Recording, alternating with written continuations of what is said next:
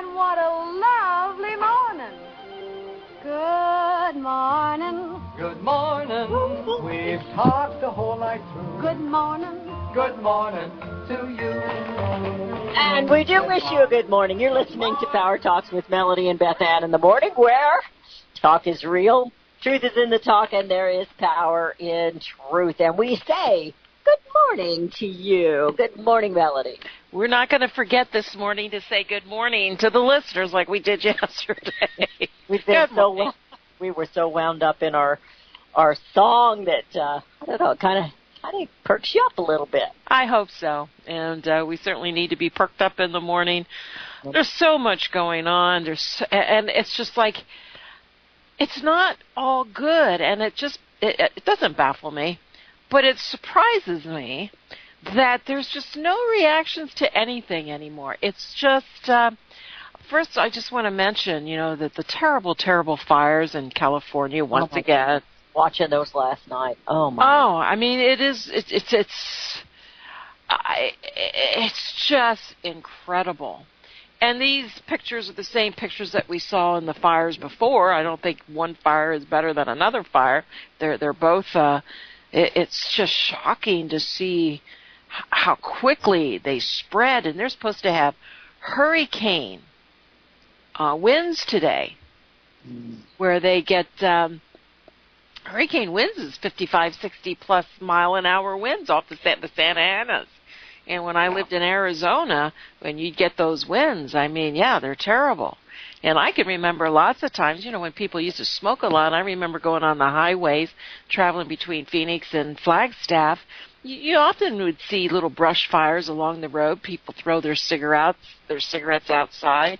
That's all it took, because it gets so dry and you get the winds, and you often saw little fires burning, and sometimes they did get out of control. But this is the second time within months that they're being devastated by fire, and you hear the horrible, horrible stories and animals and people, and so terrible. Well, it is bad, and I was watching them last night. They were talking on the news about something else, and I was watching, and they had the fires up on the left-hand side of the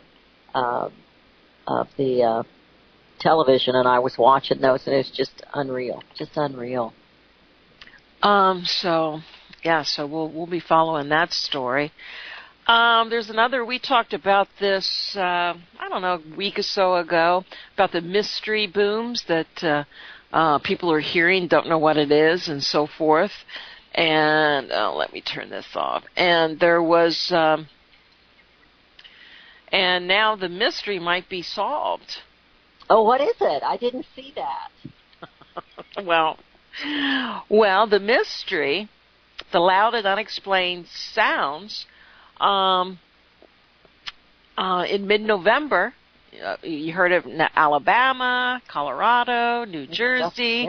They were dubbed, they dubbed it the Bama boom, saying it was so powerful it actually shook houses left and right.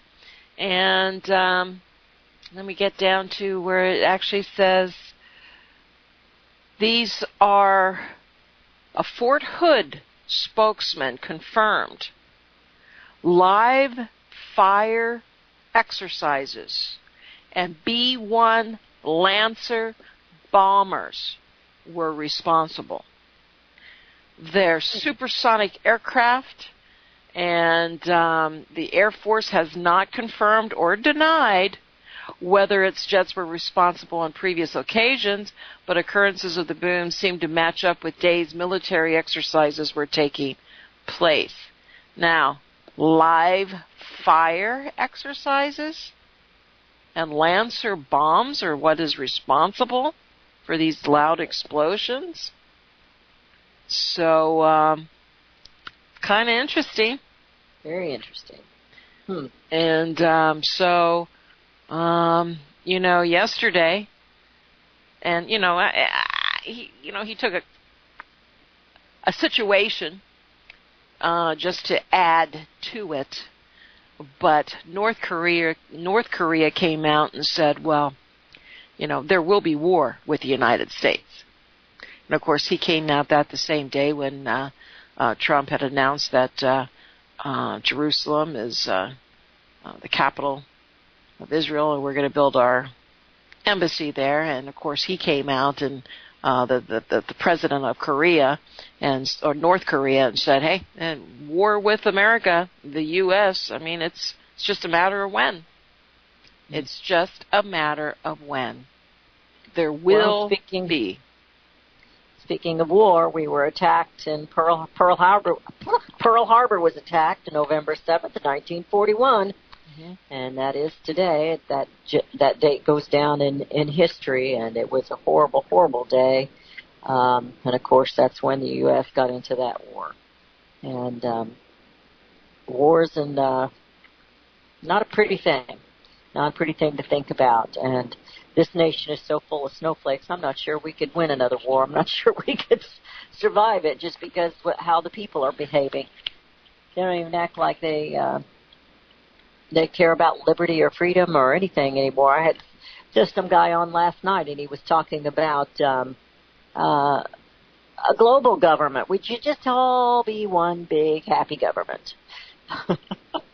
Well, that just sounds like such a great theory that we should do that. And of course, anyway, it's today is Pearl Harbor Day, and most of us had family that served in World War II with the greatest generation of this nation. And my dad served in World War II, and my father-in-law served and was a prisoner of war. He was shot down over Germany.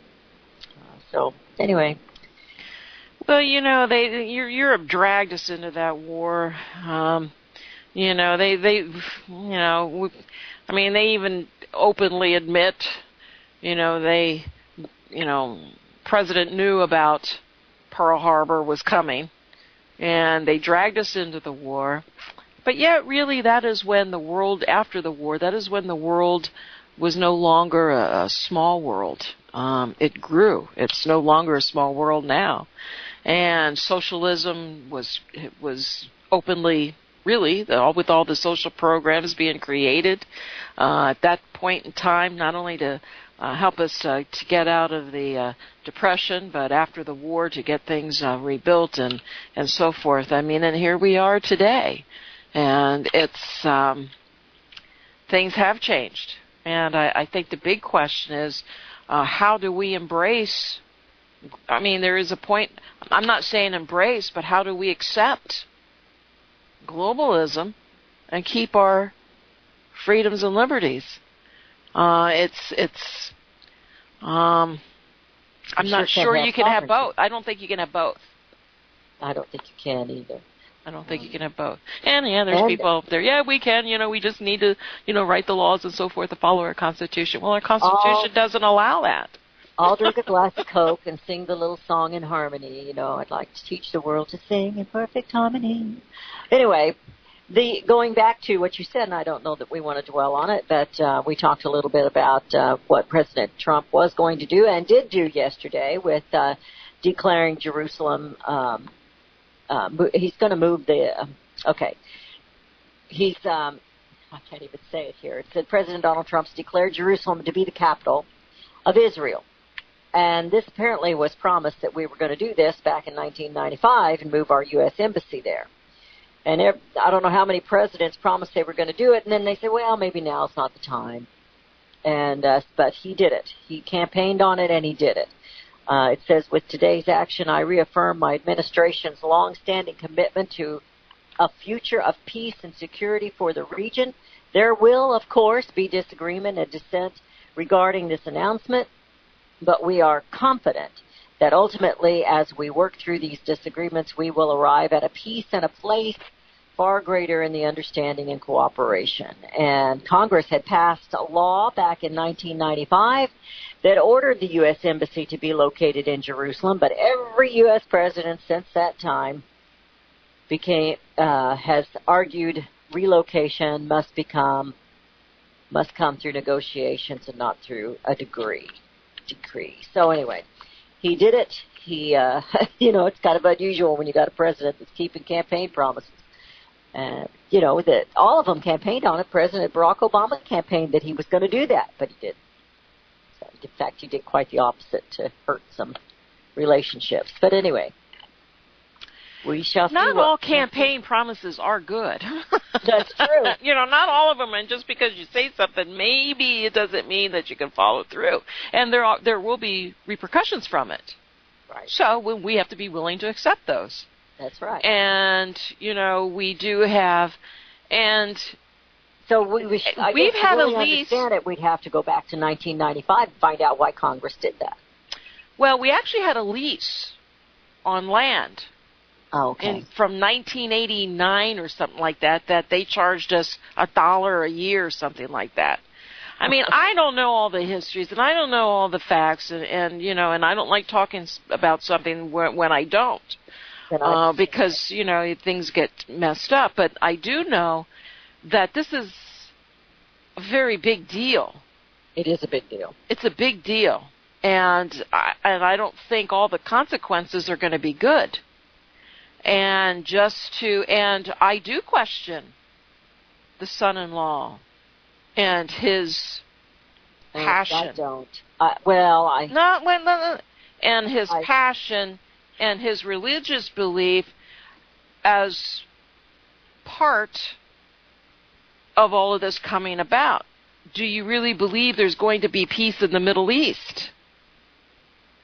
No, there's never going to be peace in the Middle East, regardless of what we do. I don't believe this is going to bring peace, and he didn't say it was going to bring peace. Well, he was going to make a peace agreement. That was his. Well, we have lots of peace agreements, but that doesn't mean it's going to happen. I get that. Lots of treaties, but all your negotiators are going to be backing out. Now, the question is, if they're backing out, like Jordan and Egypt and all them, are they backing out just temporarily to make their statement, knowing that, maybe they do have to come back to the table, regardless of the decisions that were made? So, you hear all the, these countries, you have all these world countries, all these nations, come out and say, well, it's just the same thing like the Paris Accord. They all came out and said, shame on you, shame on you. And, here we are, what difference does it make, They just made their stance and nothing really came about it, and we're out of there, which I think is, it doesn't harm anything. Israel deserves to have a capital. Israel deserves to have its capital, and I think... what would we think if another nation said, you know what, we're not going to recognize D.C. as your capital anymore. We're just not going to recognize it. We're going to be... Hallelujah! Hallelujah!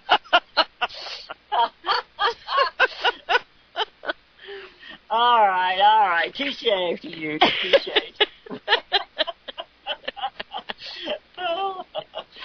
We're going to move on because neither one of us know what we're talking about, so we're just going to move on.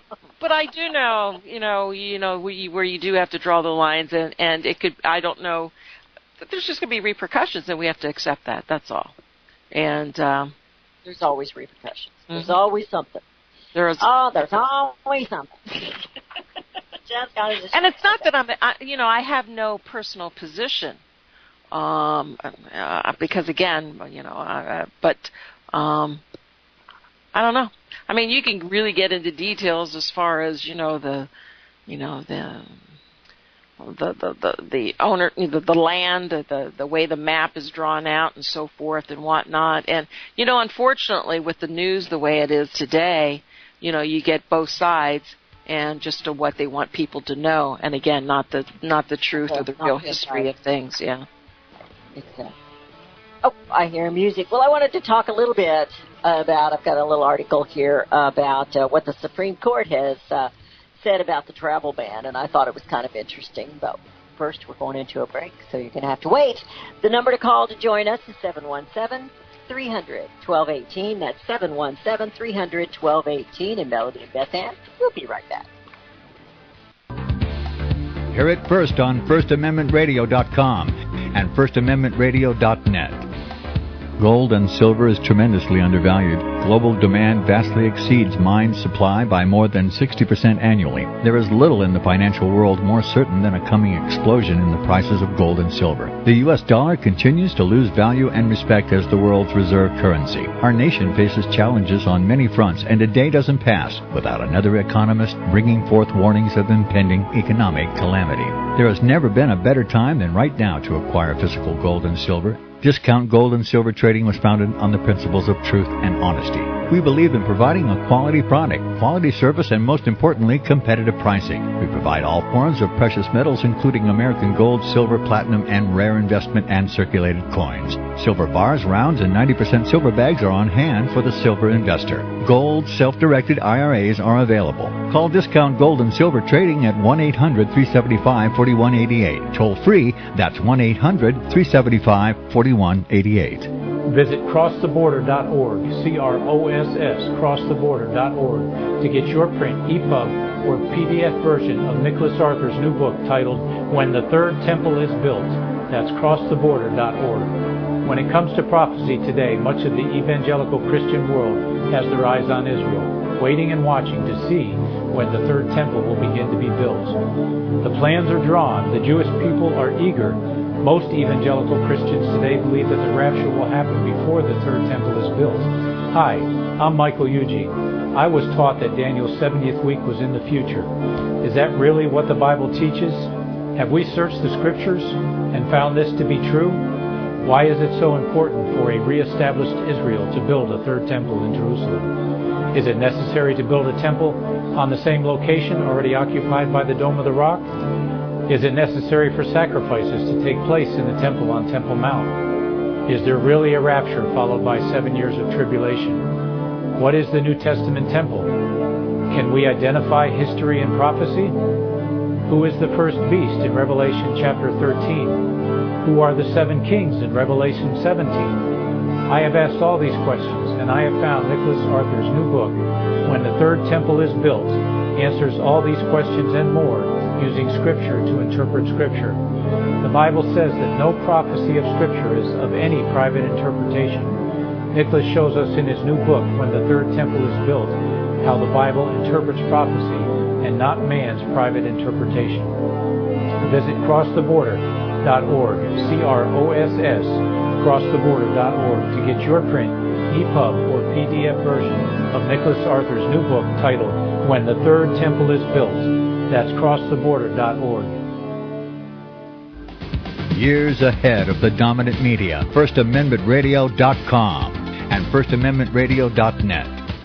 And we have returned. You're listening to Power Talks with Melody and Beth Ann. And before we go to my article on the to talk a little bit about what the Supreme Court is saying, we're going to go to Sean in Ohio. Real quick, Sean, how are you today?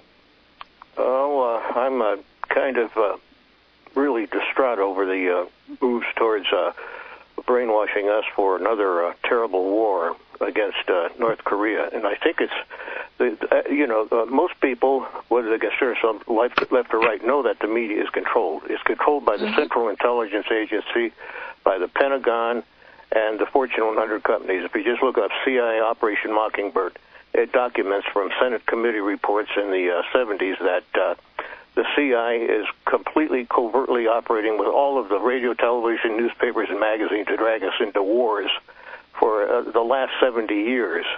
And I think this North Korea thing is, you mentioned how there's live fire. I didn't get exactly where. Of B-52s apparently in our country. Well, this has been going on for 70 years against North Korea, with huge Army, Navy, and Air Force, hundreds of thousands of U.S. and South Korean troops practicing invasions and bombing, and a repeat of the genocide that the United States perpetrated for 3 years against North Korea, when the carpet bombing day after day killed 1/3 of those people over there. And even the general who perpetrated that bombing back to the Stone Age, Curtis LeMay, said we killed at least 20% of the population of North Korea. And Dean Russ, former later Secretary of State, almost bragged about destroying every city, town, and village. And we're now practicing for 70 years off their coast, up against their borders, inside their country, doing that all over to them.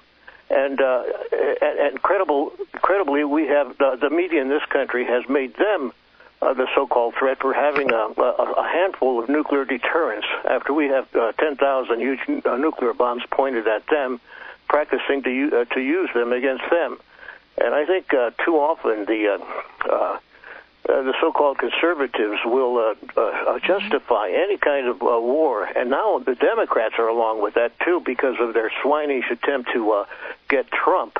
They have now tried to outdo the Republicans in warmongering so that they can get the war profiteering corporations, the military-industrial money that the Republicans got the lion's share of. And I think we're in a really dangerous situation until we turn the attitude, the narrative around that North Korea is really threatened by the United States with genocide. And if you just look up on a search, U.S. crimes against North Korea, it'll bring up a lot of these facts about how the United States just completely devastated North Korea and has been practicing every day off their coast, something that we wouldn't tolerate for 70 minutes. We've been doing it for 70 years off their coast. And if China and North Korea tried that off our coast for 70 years, that wouldn't happen for 30 seconds. Yeah. So I think we've got to turn around people's attitude about this. Otherwise, Trump now is trying to appease the warmongers because of the attacks on him. And he's trying to prove that he will give them all the warmongering they want against North Korea, Iran, Syria, and he's actually sent in 59 missiles to bomb and explode in Syria. And for that, for about 1 week, he got complete reversal of his treatment by the warmongering media, saying, no, you're presidential. And so they found out that all they got to do is keep attacking him on this phony Russiagate plot, and he'll give them all the warmonger he wants. He's not strong. He's appeasing them, and they're not going to be satisfied even if they get rid of him. They want to destroy the very idea of peace with Russia or any other country, and they've got to go through him to do it. So I think we've got to stop parroting the propaganda of both MSNBC, Fox, and NPR, and all the rest of us that are trying to drag us into being brainwashed into a war against North Korea. I think it's terrible what's going on. You know, Sean, everybody says that the North Korean president is a nutcase. He's this, he's that, but and it's like nobody knows what he wants and so forth. It's like everybody knows what he wants. He wants to be recognized as a nuclear state. He wants our military out of South Korea. People say, well, yeah, so he can go into South Korea.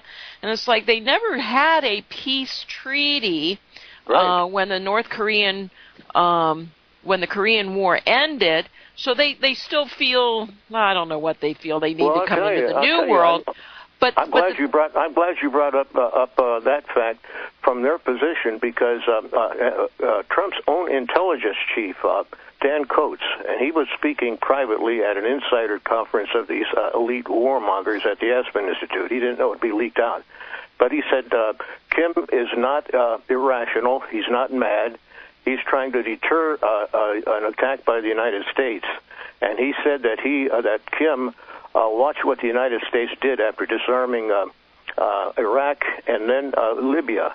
We went in and we destroyed the country, slaughtered the people, and hung Saddam, and then we did the same thing to Gaddafi and tortured him to death. I mean, when that goes on, and even the Trump's own intel chief said that he's acting in response to that, I think we got to realize that the onus is on the United States in most of these cases. But how do we handle it? I mean, because and you know what? South Korea is what the number. I mean, they have so much business in these multinational corporations. It all comes back to the dollar for protection and everything. So where do we Well, all that North Korea has said, just stop having this constant.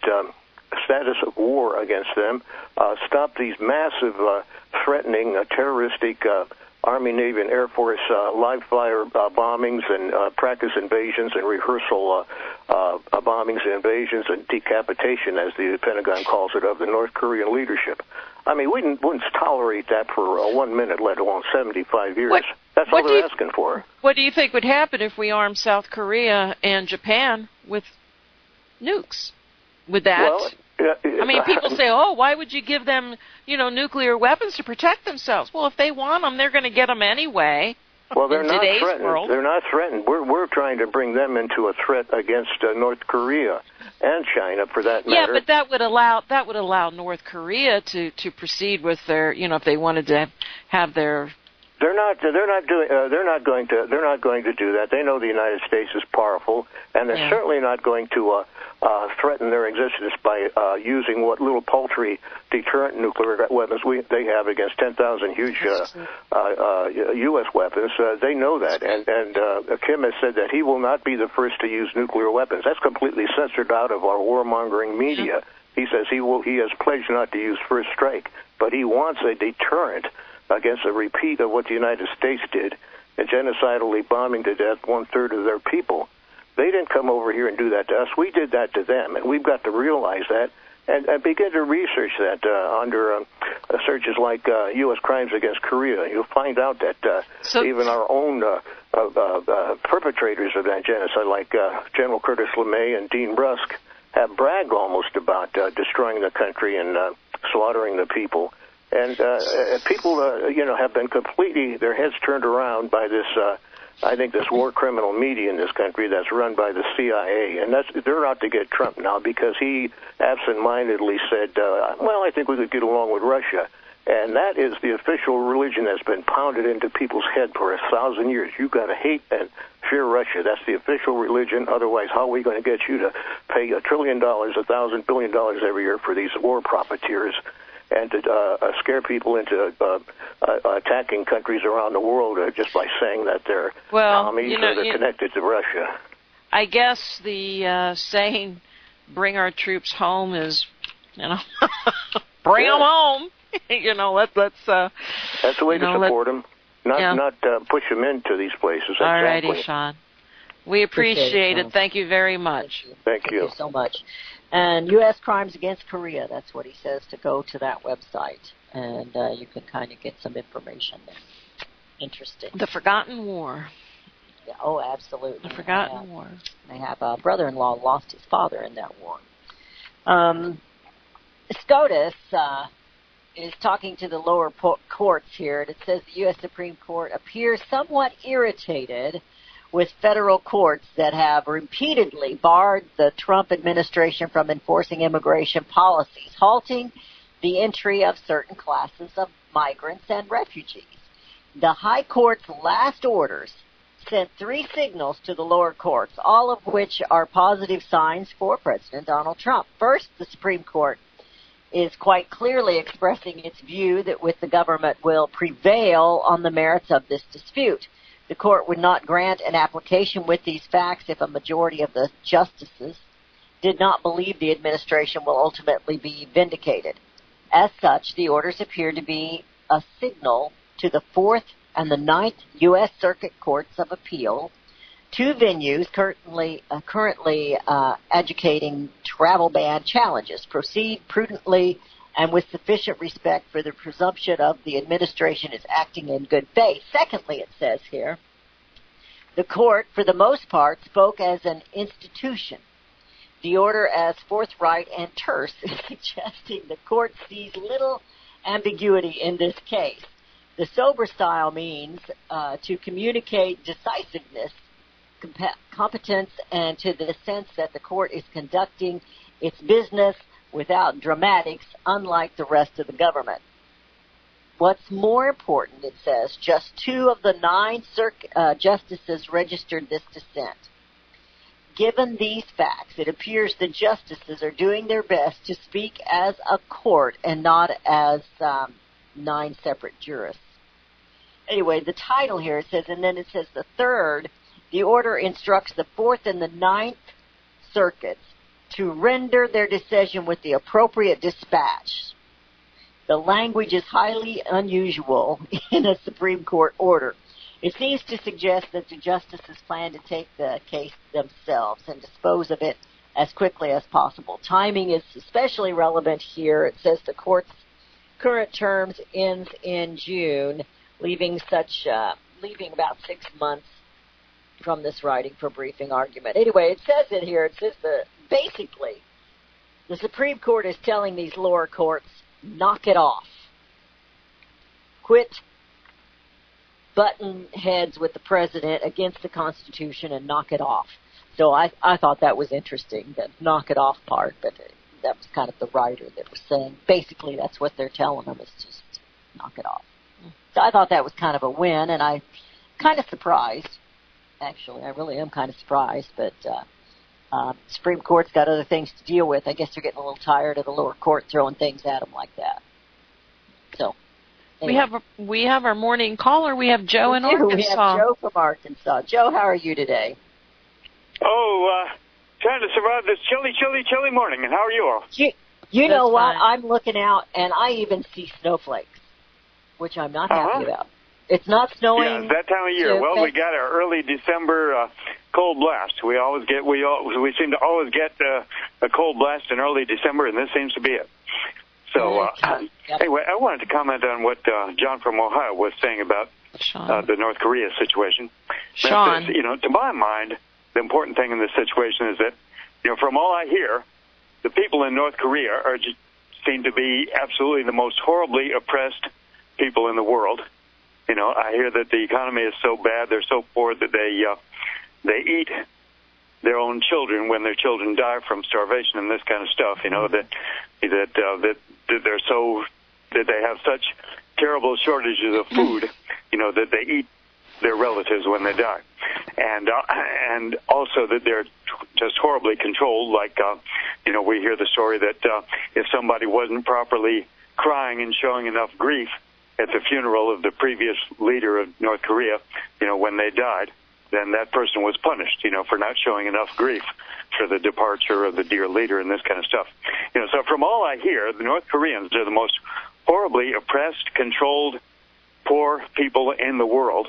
And this case recently where this Otto Warmbier, the American that went to visit North Korea, came home in a coma and died soon after because he was beaten and, tortured and that kind of thing by the North Koreans when he was there, that would seem to give some good evidence that that's really true. I've never been to North Korea, haven't seen it for myself, but it seems to be pretty reliable, the reports I hear, that the people in North Korea are horribly oppressed and very poor.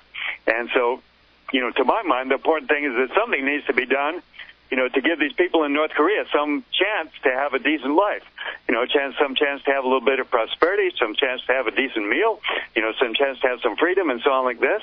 And, of course, it's not right to just blatantly invade another country and interfere with it and overthrow its government and so on, this kind of stuff, no matter how noble the motive might be. But, since what I hear is that the leader of North Korea is doing all these missile tests and bomb tests and so on like this, and threatening to bomb Japan and threatening to bomb South Korea and threatening to bomb Guam and the mainland of the United States and all this kind of stuff. Apparently he is, really credibly threatening, other countries and the United States also.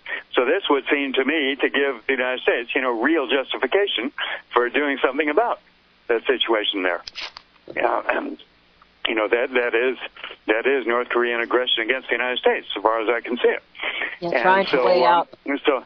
And what John said about our warmongering media, trying to get us into another war. No, that's the opposite of what's happening now. Our so-called warmongering media, our communist media, it is portraying Kim Jong-un in North Korea as the good guy in this situation, and Trump is the bad guy. No matter what Trump does, they always portray him as the bad guy, and they are portraying, the North Koreans as the good people in this situation, and Trump as a kind of an irresponsible cowboy, out to aggress against another country and unjustifiably. So no, it's the opposite. As far as what the media is doing, it's the opposite of what John said. And so, well, I believe there's propaganda on both sides. Well, I think it goes back to what a shame it is in the United States of America that we and we should have been doing this all along, but we just don't trust any media anymore. We can't believe everything they tell us, but we can watch and see. And I agree with Joe. We've heard so much about the oppression over there, and I have no doubt that the United States puts their nose in places they shouldn't, and maybe we're the reason that those people are oppressed now because of the war before. But we also know what Kim Jong-un wants to do to South Korea and Japan. He's threatening everybody, not just the U.S. And so, we just got to be really careful and weigh this all out. And, he's the one shooting the missiles up. So. And one thing I want to say about Trump is when I listen to him and from the actions I've seen him take and from the stories I've heard about him, Trump seems to really love people. I get the impression that Trump is a really decent guy. He really cares about people. He really wants to do good by people. And so his motivations might really be that he wants to, genuinely help the people of North Korea. In which case, it's a very tricky situation, very hard situation. But it sounds to me like he's trying to do the right thing to to try to improve a very bad situation. How'd that work out for Iraq? How'd that work out for all these other countries that we're always trying to spread quote-unquote democracy? I mean, when do we just mind our, it's difficult. And look at Africa.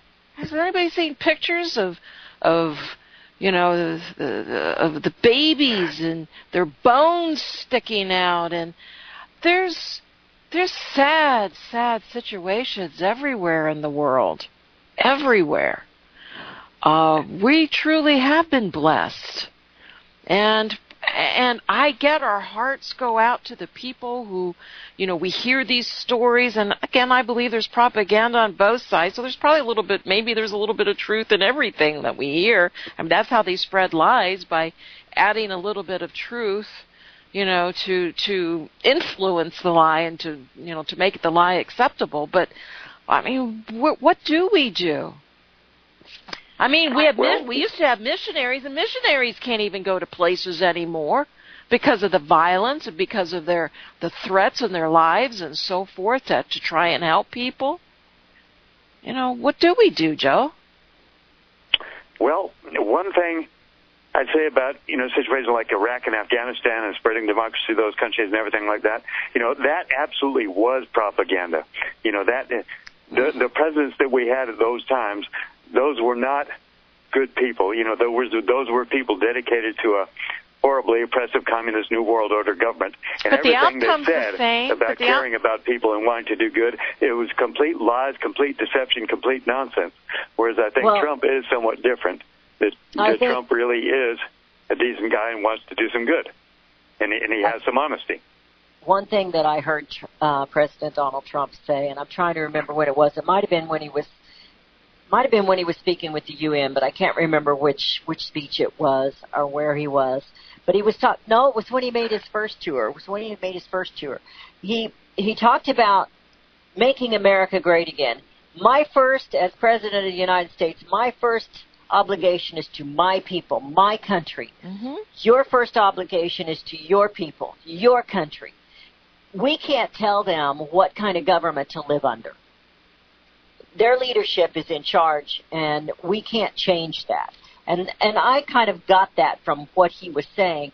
He doesn't want to see them killing everyone and gassing everybody. But at the same time, he's saying, my obligation is here, your obligation is there. I expect you to make the best deal for your country you can make, and I'm going to take care of mine. To my people, exactly. And that's what I liked about him. And you know what I saw in him, Joe? I never liked Donald Trump as the person because of all the things that I saw. He was the playboy for a time. He's the rich guy. He was arrogant. He was smart aleck and all this. But I've seen kind of a transformation. He still some of those things. But I've seen and I saw a change in him as he was campaigning. And I saw what you see. I saw a genuine caring for the people. I don't see that with a lot of these other officials that want to run for government, want to run for an office. I see phony. I didn't see phony in him. And I think the fact that he says what he says and he does what he does, he tweets what he tweets, it's just off the cuff like you and I would do, it's just off the cuff. Doesn't mean it's always correct or always right or the best thing to say or do. But they got the new book out, which I don't have it, but I'm getting a big kick out of them as they promote it. Let Trump be Trump. That's what he does best, But I see I see him as being genuine. That doesn't mean he's going to be right all the time, but I see him as genuine, and I really think that he does love the people. And I really believe that he had a change, a growing of heart, maybe I should say, while he was campaigning, and he was meeting Americans where they are, where they live, where they work, the things that they do that are totally opposite of his lifestyle. And I think he has a great love and respect for the American people on a whole. I saw that myself. That doesn't mean I agree with everything that he says or does, but that's what I saw. And that's what I love about conversation. You're right. You're right. I mean, and that's just right. And you know what? That's the thing about talking things out and through. And that's how we change people's, views and so forth. It's not by agreeing all the time. We all have opinions, and you're right. That's how we grow. That's how we grow. That's how we do become better. And that's what's not done anymore. It's either my opinion, your opinion, I believe this, I believe that. And so great conversation today. Thank you, Joe. Okay, thank you. Bye. Do you have anything else you wanted to add? John Gibson. Pardon? I think he hung up. We lost him. Okay. We lost him. Didn't mean to lose you, Joe. Okay.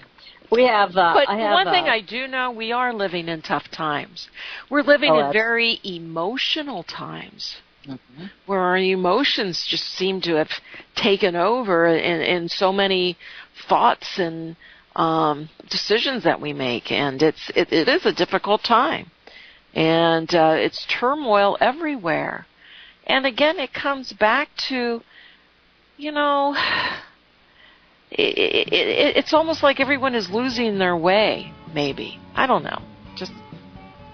But we've lost our way because we're going into commercials. We've lost our time. Oh, we lost our time. Not our way, our time. We're still in the same way. We are going into a break. Your calls are welcome at 717-300-1218. That's 717-300-1218. You're listening to Melody and Beth Ann in the morning, and we will be right back. Hear it first on FirstAmendmentRadio.com and FirstAmendmentRadio.net. Since the beginning of time, kings have sought it, nations have fought for it. It has been traded, it has been borrowed, it has been purchased, it has been stolen. There's a reason for it. To secure the blessings of liberty to ourselves and to our posterity. Invest with the security of gold and silver. Call Discount Gold and Silver Trading at 1-800-375-4188 or visit discountgoldandsilvertrading.net. Listen to Financial Survival with your host Melody Cedarstrom right here on FirstAmendmentRadio.com at 4 p.m. Eastern or 1 p.m. Pacific Time.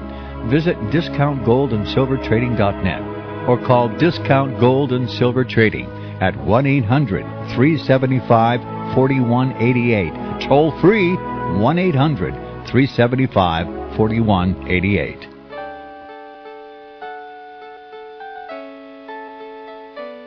The program you are listening to is 100% sponsored by you, the listener, on this First Amendment Rights Media channel. You will notice that there are few commercials on this radio network. There's a good reason for that. Corporate advertising dollars come with strings that limit program content. So without your help, these programs cannot continue on Internet or our several affiliates. If you benefit by the educational law programs, we ask you to give. If you are admonished or nurtured by the Bible and ministry programs, we ask you to give. If some voice a cause that you are passionate about, we ask you to give. If you believe in any of these, we ask you to support them as you would a missionary on a continual basis, as if giving a tithe for missionary radio. These programs are not commercially viable and must be supported by those faithful to the cause of truth. Look for the button to sponsor your favorite programs at our listen and schedule pages on the Internet. Then, when you subscribe, we will send you the last quarterly MP3 CD of that program immediately, and continue to do so with each new quarter. We will also give you unlimited archive access to all of our programs. We're asking you to give much less than a tithe, so that you may also send support directly to a particular program host. cause, and anywhere else the Spirit may lead you. Do all to the glory of our God and Creator, for His holy nation, the only kingdom that will last forever. Thank you for listening.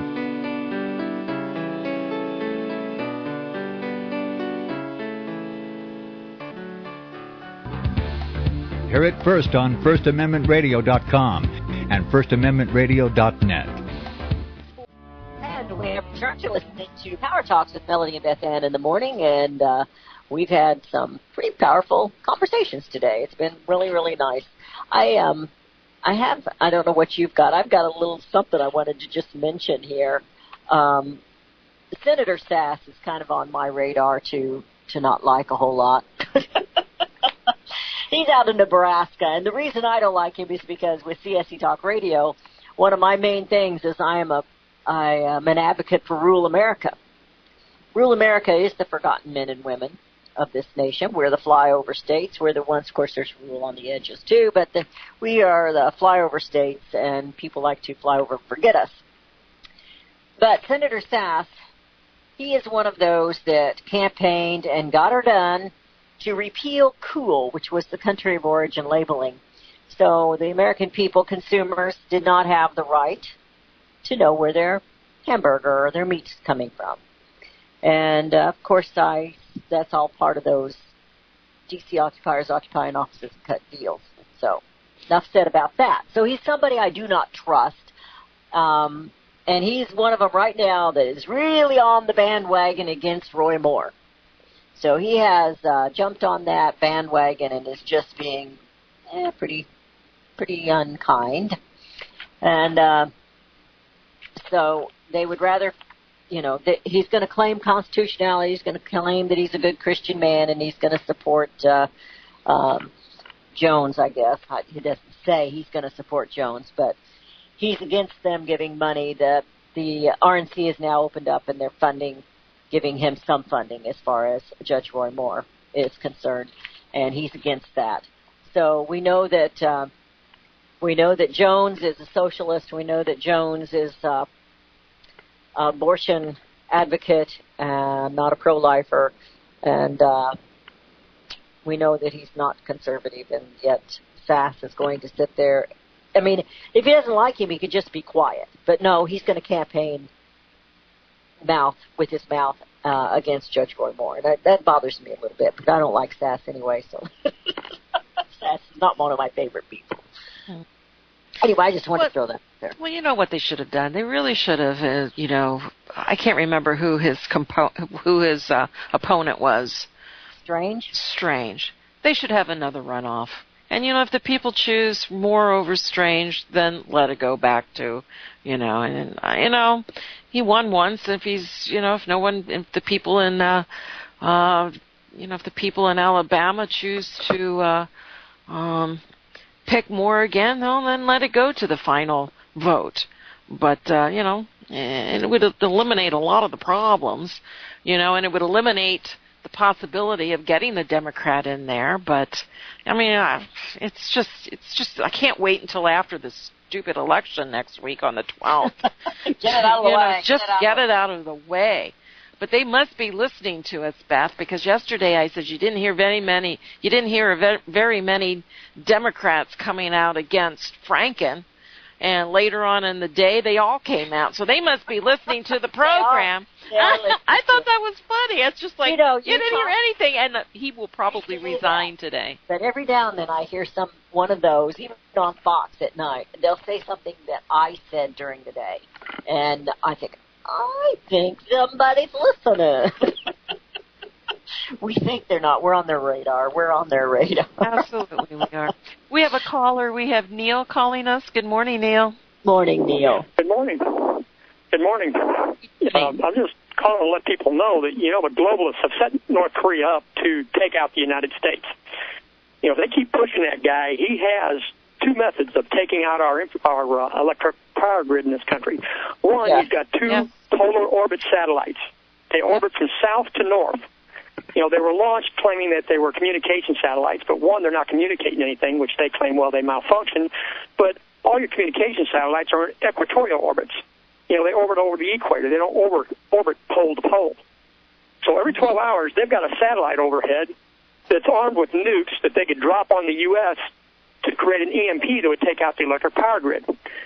The other way they can take out the grid is in 2014, they were caught, one of their cargo ships was caught in the Panama Canal on a surprise inspection, and below the load of sugar they picked up in Cuba, they found missiles and launchers capable of launching from the Gulf of Mexico over the central United States a nuclear warhead. And they had everything on board except the warheads.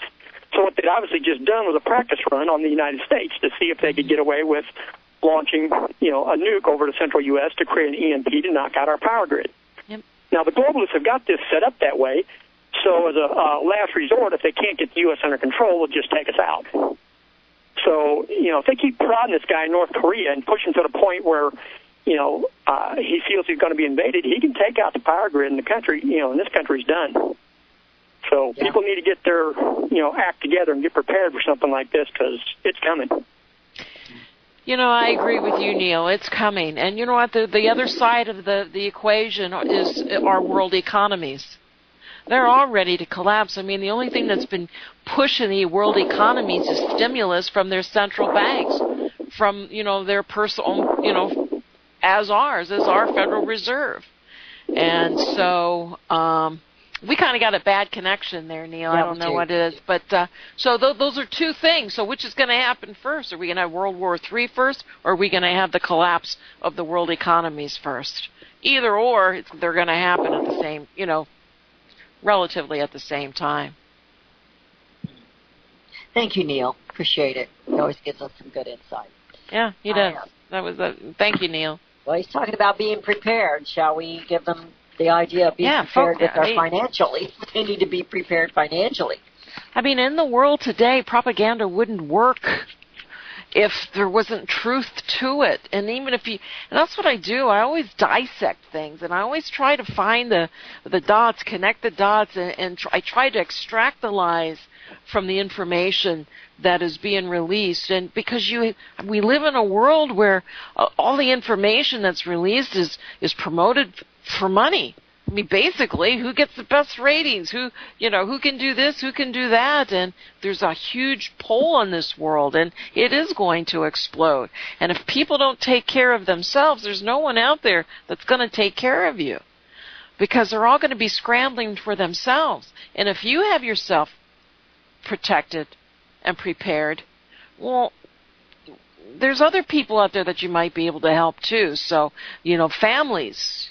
I always prepare for my family because I know they don't. I prepare because when I was in Missouri, I went to a small church. I knew a lot of them couldn't afford to prepare for themselves. So when I bought my dried food, I got things like soups, extra soups, things that you can spread out, pancakes and things like that you can, really spread out and share and water down and feed more people. So there's a lot of things that you can do. And for those of you who have savings, those of you who need to purchase for future spending and so forth, there isn't anything better than gold and silver.